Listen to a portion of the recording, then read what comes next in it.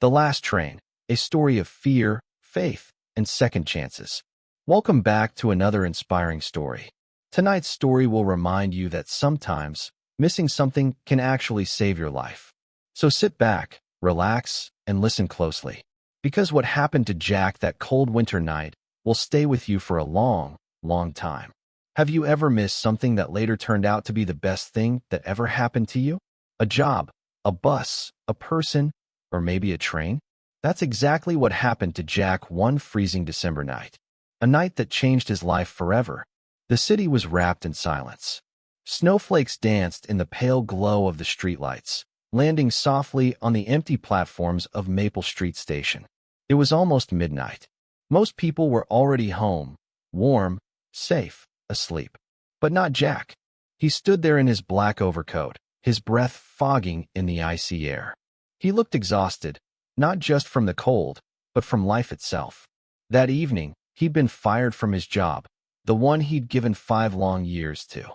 5 years of showing up early, staying late, doing everything right. And still, when the company had to make budget cuts, his name was first on the list. He didn't argue. He just packed his things, walked out of the office, and kept walking until he reached the train station. The last train home, the 11:59, was his only escape from the worst day of his life.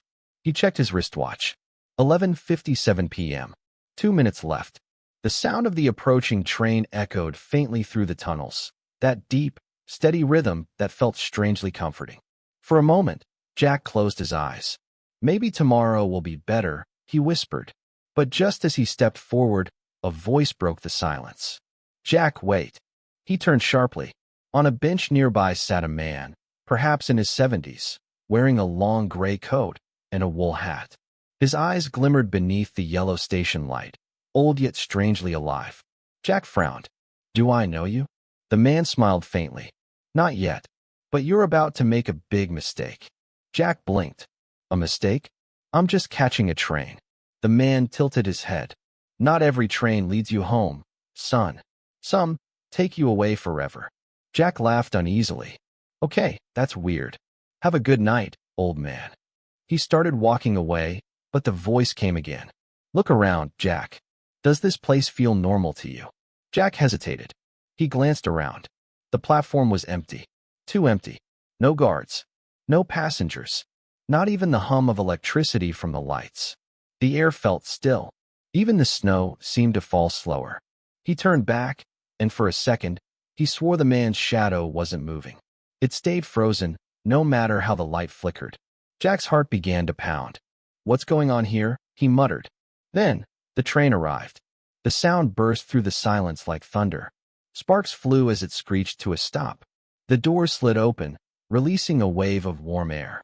But no one came out. Not a single passenger. It was as if the train had been traveling empty through the night. Jack took a step forward. Hello, he called. No reply. The old man's voice echoed softly. If you get on that train, you'll never come back. Jack froze. Logic screamed, ignore him. He's just some crazy old man. But deep inside, something whispered, wait. The train whistle blew. 5 seconds to decide. 5. Jack saw his reflection in the window, tired eyes, defeated spirit. 4. He remembered his mother's voice from years ago. Jack, when you don't know which way to go, choose peace over panic. 3. The old man was still watching him, calm, almost sorrowful. 2. Jack's heart pounded so loud he could hear it. 1. The doors began to close. And at the very last second, Jack stepped back. The train vanished into the snowy darkness, its lights fading like dying stars. He stood there, frozen. What if that was my only way home? He shouted toward the bench. But the old man was gone. In his place, something glimmered faintly. A small silver pocket watch. Jack picked it up. It was warm, as if freshly held. On the back were engraved words. Sometimes, missing something means being saved. He stared at it, trembling. What just happened? Jack finally left the station, walking down the snow-covered road. The night was quiet, too quiet. Then his phone buzzed in his pocket. A news alert. He stopped under a streetlight and opened it. Midnight train 47 derailed near Coldridge Tunnel. No survivors. His breath caught. That was his train. His knees gave out. He sank into the snow, shaking. Tears mixed with melting snow on his face. He looked up at the dark sky. "Thank you," he whispered, "whoever you were." The next morning, Jack couldn't shake the feeling that the old man hadn't just been a stranger. Maybe he was someone sent to protect him. Or maybe someone who had once made the same mistake. He kept the pocket watch with him always, not as proof of something supernatural, but as a reminder. A reminder that sometimes life saves us in ways we don't understand. Days passed, then weeks. Jack started noticing things he'd ignored before: sunlight through the window, kids laughing, birds singing. Simple things that once felt ordinary now felt like miracles. He stopped rushing through life. He stopped chasing what wasn't meant for him. Instead, he learned to pause, to listen to that quiet voice inside that once told him to wait. Months later, he found himself back at Maple Street Station, but this time, not as a passenger. He'd started volunteering there on weekends, helping travelers, giving directions, offering coffee to strangers stuck in the cold. Sometimes, he'd sit on the same bench where he'd met the old man, just watching people come and go. One evening, a young woman ran toward the platform, panicked that she'd missed her train. She was crying, afraid she'd ruined something important. Jack smiled gently. "Maybe you were meant to miss it." She looked at him, puzzled. But minutes later, an announcement came over the speakers. That same train was delayed because of an accident. Her eyes widened. Jack nodded softly. "See? Sometimes delay means safety." From then on, people at the station started calling him the man with the silver watch. No one knew his story, but everyone felt calmer after meeting him.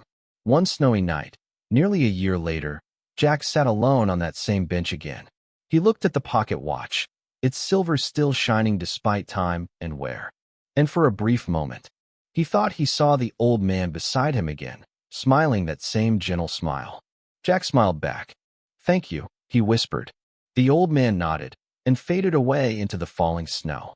Life is strange. What feels like rejection is often redirection. What feels like delay is actually protection. And what feels like loss is sometimes a hidden blessing. Jack's story reminds us, not everything we lose is a loss. And sometimes, the train you miss is the one that saves your life.